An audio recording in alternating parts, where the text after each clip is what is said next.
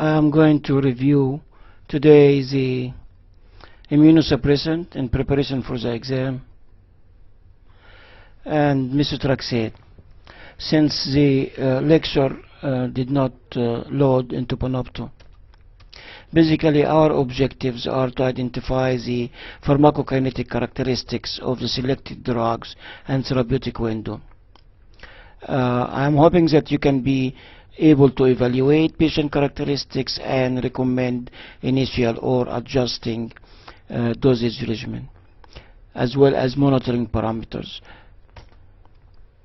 Cyclosporine is a peptide antibiotics, and we discussed the pharmacology of it, and basically it is used to prevent allograft rejection for organ like renal transplant and so on. And the main mechanism of action that it inhibits the secretion of interleukin-2, and this alters the signaling of cytotoxic T lymphocytes. So it prevents allograft rejection and it inhibits IL-2. The original formulation of cyclosporine is called Sandimmune, and this was formulated in olive oil, and basically the absorption of this formulation was erratic and dependent on bile for emulsification. So any process like external bile drainage, or if you have cholestasis, or if the patient is having diarrhea, then the amount absorbed will be reduced. There was a lot of inter-patient and intra-patient variability. The new formulation of cyclosporine is much better, and that's the Neoral. And we refer to this new formulation as modified cyclosporine. It has better bioavailability, which translates into shorter time to achieve maximum concentration, shorter Tmax, and better area under the curve, with decreased intra and inter-patient variability. So the original formulation is in olive oil, and it has erratic absorption with patient variability, and the modified formulation has enhanced bioavailability. The graph here represents a concentration time curve of the cyclosporine, the original formulation, in solid line, and the modified formulation in dotted line. This is the modified formulation. It should reach a peak level in 1 to 2 hours. The original one used to be like 4 to 6 hours peak. Now, for the board and the NABLEX exam, you need to know what concentration time curve is expected following different dosage, the administration of different dosage form. Okay, so POIM will give you a different graph than, or curve, than IV bolus, than IV infusion. This is PO or IM. Also short infusion will apply to it. IV bolus will decline very quickly after few minutes of injection, 1 to 5 minutes. The IV infusion, the blood will continue to rise until it reaches steady state with the infusion. Once you stop the infusion, the blood concentration will start to decline in the body. Okay? PO and IM is similar to short infusion of half an hour to 1 hour, or even 2 hours. The table here is from the textbook, and it shows you the different formulations that are available for different immunosuppressive agents, as like cyclosporine, the modified one, and as well as Tacrolimus and Sirolimus. And the cyclosporine, as you can see, available in IV and PO formulation. The initial dosage is based on milligram per kilogram. It can be given as IV infusion over 24 hours or just over 4 to 6 hours. It can also be divided and given twice a day and infused over 4 to 6 hours. So that's the IV formulation. The PO formulation, you have to consider that the bioavailability is 30% only, and is given either once a day or on BID basis.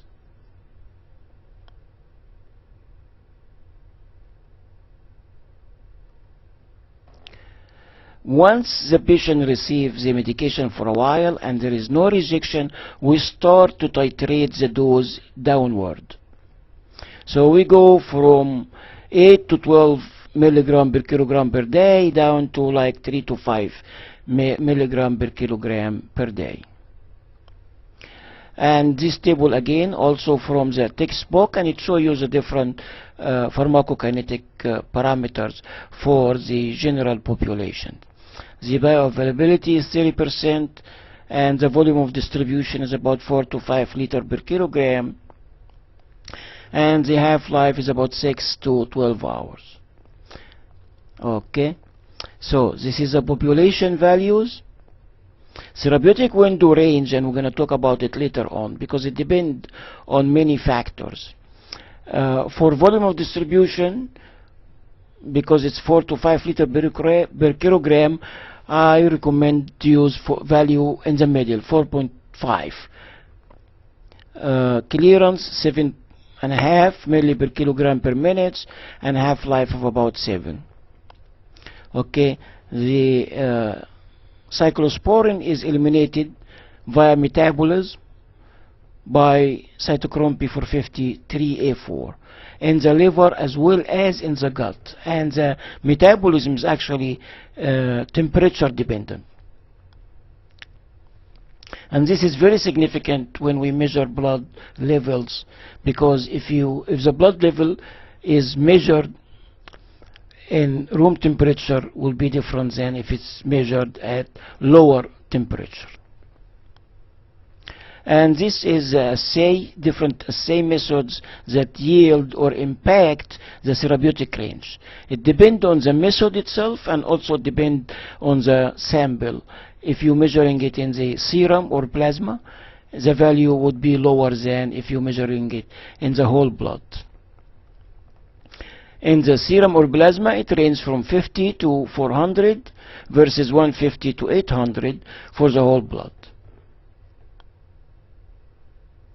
The most common way to measure it is the polarization immunoassay methods, polyclonal or monoclonal antibodies. The therapeutic range depends on the dosing interval, the time of sampling, and the assay technique and temperature. Okay. Cyclosporine is temperature dependent, and it depends on the temperature, and it is binding to leukocytes, which is average about 20%, and to erythrocyte, which is about 40%. The remaining 40% stay in the plasma, and it binds to lipoproteins.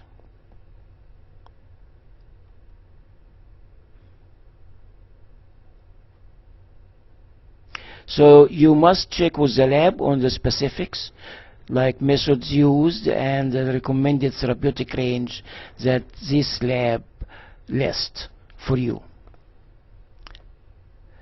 Now, the higher levels are preferred for high-risk patients, like those with poor HLA match grafts, and you need to check the literature on continuous basis to be sure that you are up to date.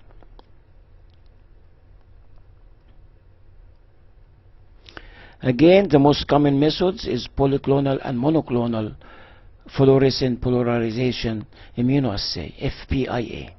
Okay? Monitoring cyclosporine level and area under the curve. The most common method is to monitor the trough. That's what most people do. But it is not the most specific. The most sensitive method is the AUC. The AUC could be during the first 12 hours or during the first 4 hours. When you look at the correlation or the studies that examining the correlation between trough and AUC, you will see that it is poor for cyclosporine, but it is better for modified formulation.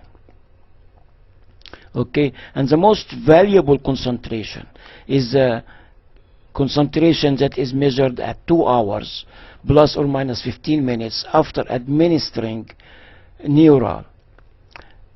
And this is the better or the best concentration that give you an accurate correlation with AUC in general, which is in better correlation with response. Normally we adjust the doses based on the level in a proportional way and what is desirable. So if you want to increase the level by about 25%, to increase the dose by about 25%. It's very important to know what to monitor. You need to monitor patient adherence. You need to look for drug and disease interactions. Anything that alter the metabolism or elimination of cyclosporine had to be examined carefully and utilized to explain changes in blood levels. Also, patient response. You need to assess the efficacy as per graft rejection and the toxicity. So if the patient is showing any dose-related side effects, you need to start adjusting the dose accordingly and maybe see what is the probable cause of this toxicity or altered levels. So most common method is the trough, most sensitive method is the AUC, and most valuable drug concentration for the modified formulation is within 2 hours of administering the drug. The dose is adjusted in proportional basis based on the desirable level, and you need to monitor adherence, drug interaction, and patient response.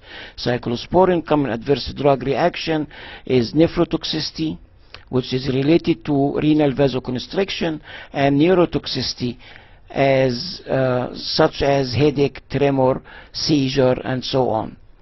Also, hypertension is a dose-related adverse effect. So if the patient develop any of this, you need to reduce the level a little bit and see what's going to happen. Okay?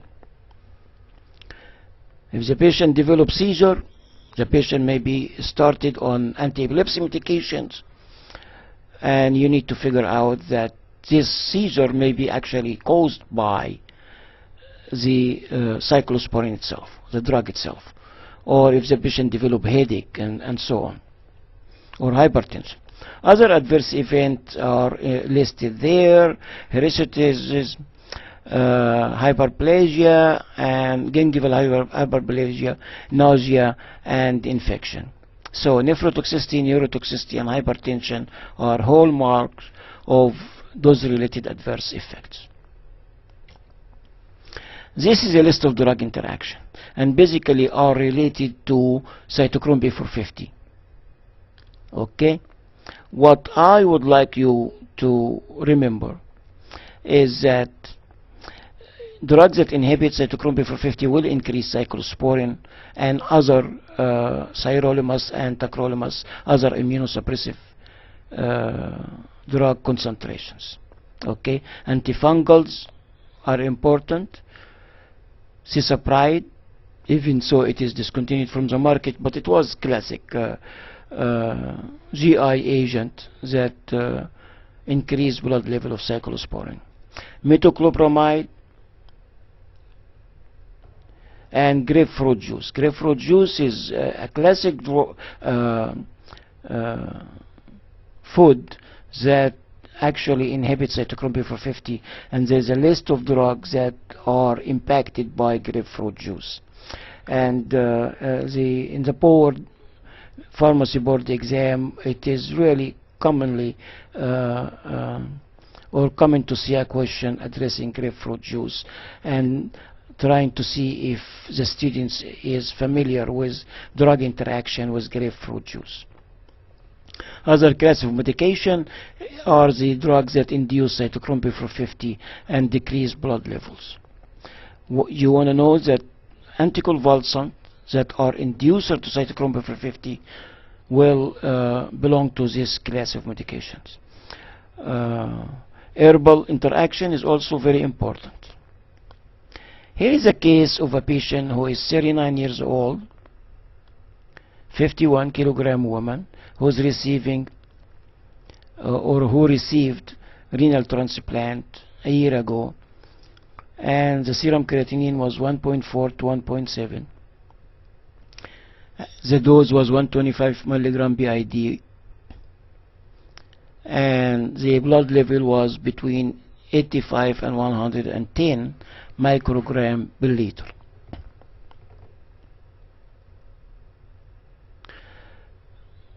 And it appears that the physician would like to increase the dose to 200, to increase the level to 200 microgram per liter, which of course will require increasing the dose.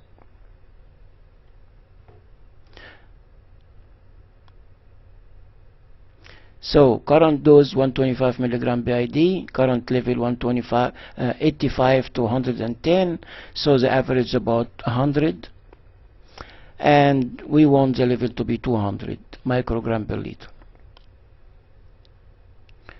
And cases like this most likely will appear in the quizzes and exams that I will be making up. So 125 milligram BID produce a level of 100 microgram per liter,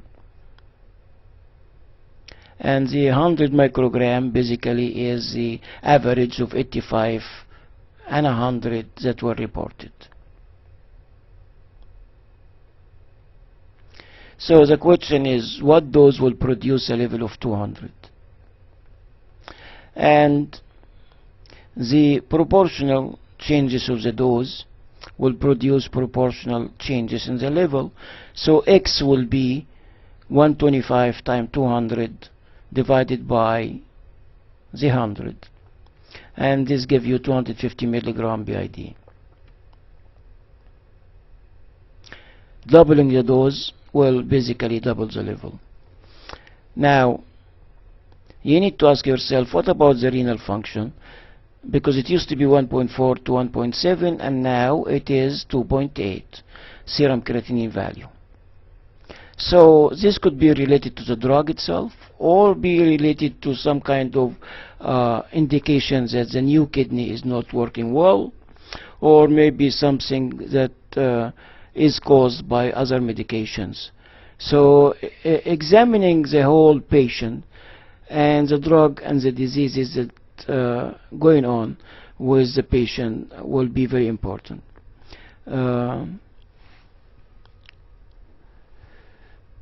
What would you recommend as monitoring parameter is something that you have to consider on every patient. Now the question here is that if you have a trough of 100, what do you think the peak will be?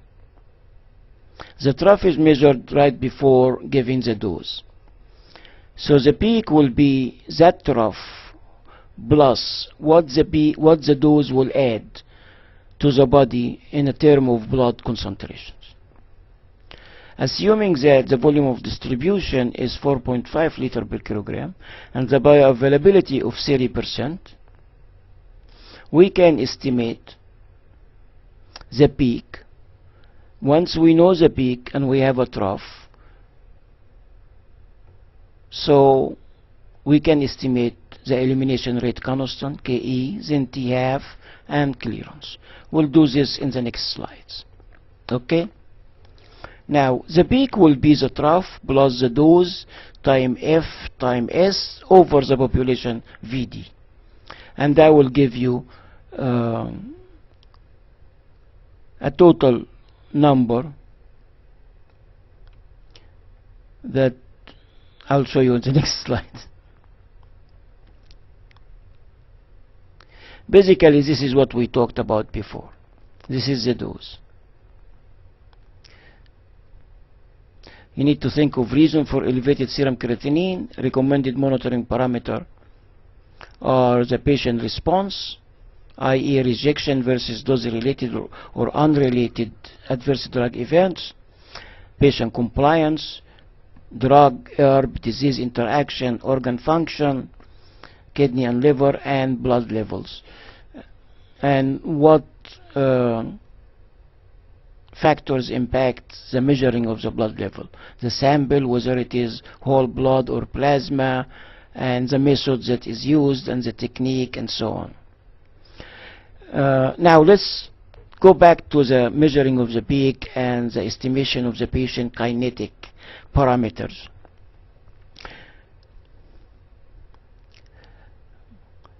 Utilizing this formula, it appears that the peak would be 263 microgram per liter, which is 100 of a trough and 163 coming from the dose.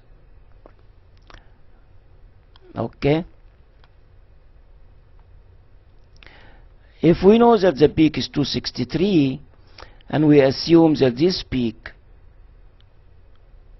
will decline to a trough over the dosing interval, then we can estimate Ke to be ln 263 over 100 divided by the 12-hour dosing interval, and that will give us the value of 0.0807, and T half will be 8.6 hours. If we know Ke and we assume population value, then we can calculate the patient clearance.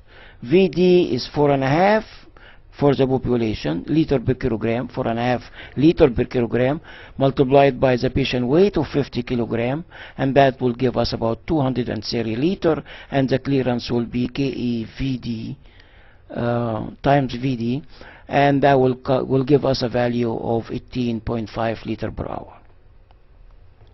Of course, the limitation and the assumption need to be known, which is that the first order kinetic is with one compartment model is what we are using here for cyclosporine, and that the absorption is 30%.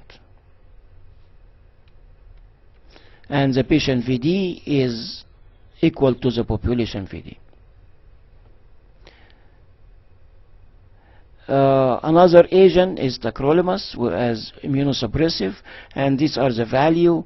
I will not ask you cases about calculations about these drugs, as we utilize the same thing that we do with cyclosporine with regard to the blood levels, the calculations, the kinetic parameter, and so on.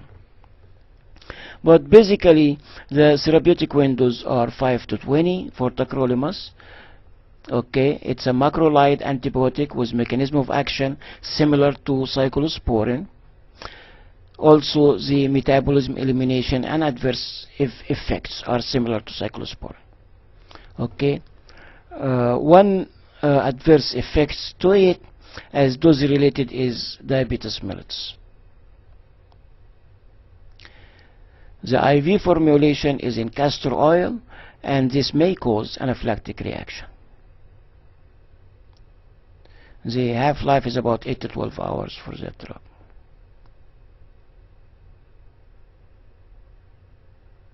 So once again, diabetes mellitus, the drug in castor oil can cause anaphylactic reaction.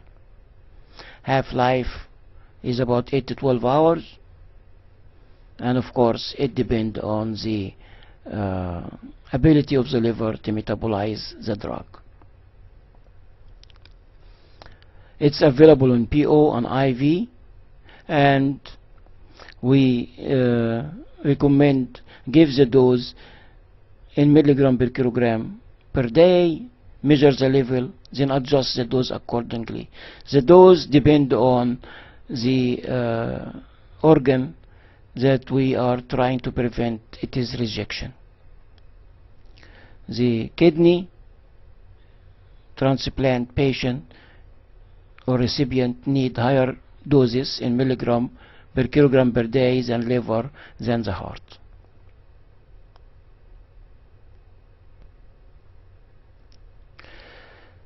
The drug is normally given PO because most patients can receive oral medication immediately after transplantation, and the dose is adjusted proportional to the desired change in the blood level.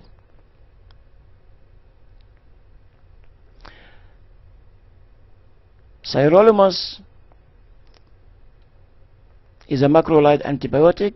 The structure is similar to Tacrolimus, and the elimination is similar as well, but the mechanism of action is a little bit different.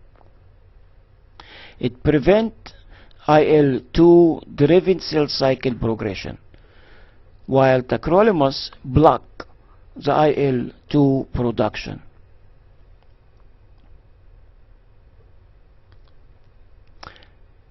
It's available only oral, and that's the main difference than Tacrolimus. And the dose, a loading dose of 6 to 15 milligram, which is 3 times a maintenance dose, is given, followed by a maintenance dose of 2 to 5 milligram per day. The important thing about this drug is that it should be mixed with orange juice or water and taken by the patient. Then the container should be rinsed again with same amount of 60 to 120 milliliter of water and taken by the patient, so the entire dose will be received.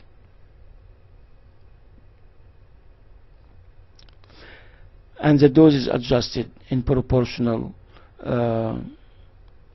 values to the desired level.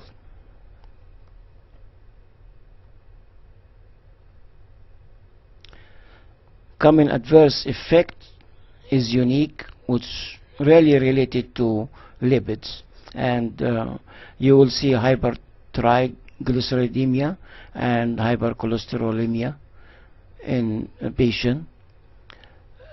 You will also see thrombocytopenia and leukopenia. Other adverse events include anemia and impaired wound healing, as well as hypokalemia and proteinuria.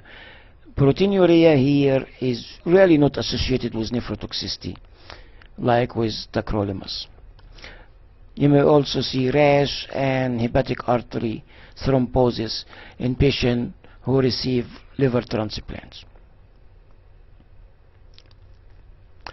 Interaction with Sirolimus are very significant, and you need to be aware of it, okay? Because the Cyclosporine dose need to be separated from Sirolimus dose by about 4 hours. Otherwise, a significant increase in Cmax and AUC will be observed. You're still going to see some change in Cmax and Tmax even at 4-hour interval or degree of 4-hour separation, but at least the changes will be less than what you would see if you give both drugs together. So adverse drug event related to cholesterol and thrombocytopenia and leukopenia, non-nephrotoxicity. Interaction with cyclosporine is significant. Separate doses by 4 hours. Methotrexate is the last drug that we're going to discuss today, and it is chemotherapeutic agents, and you're gonna really study this drug in the next quarter. Okay, and it works by the inhibition of dihydrofolate reductase.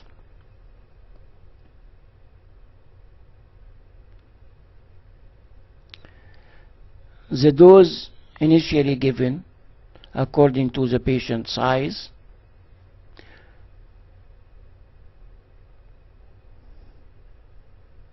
and the maintenance dose is normally given over 3 to 6 hours.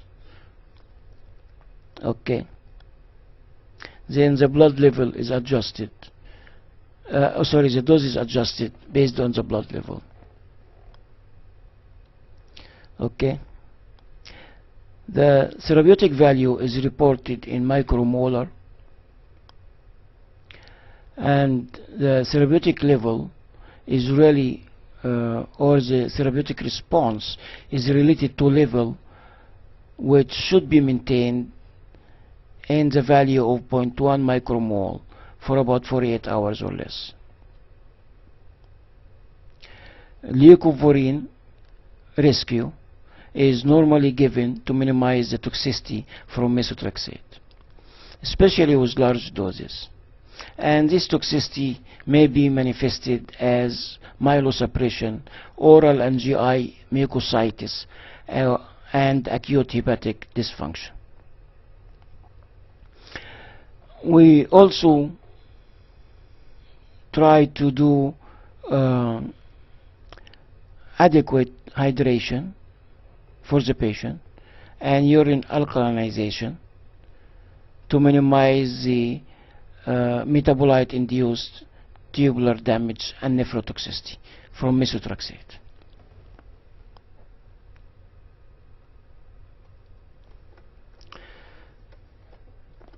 The equation listed here are used to convert methotrexate concentration from molar value to milligram per liter value.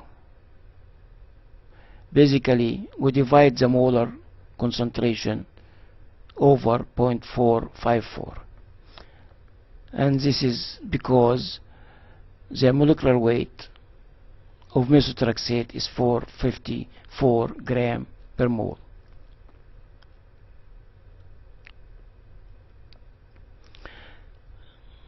And the table here indicates the characteristics or pharmacokinetic values of methotrexate.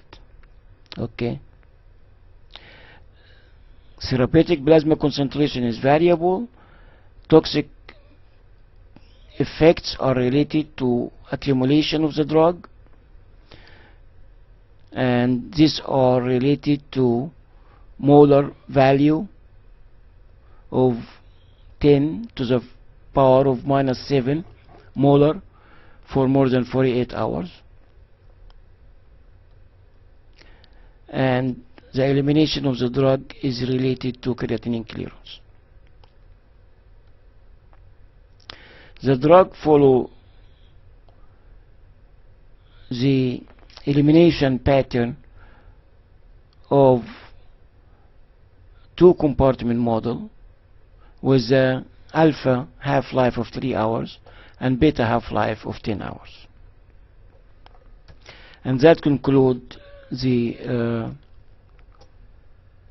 lecture on immunosuppressant and methotrexate. What I like you to review for the quiz is cyclosporine, because I will have a case similar to what we discussed here. Thank you.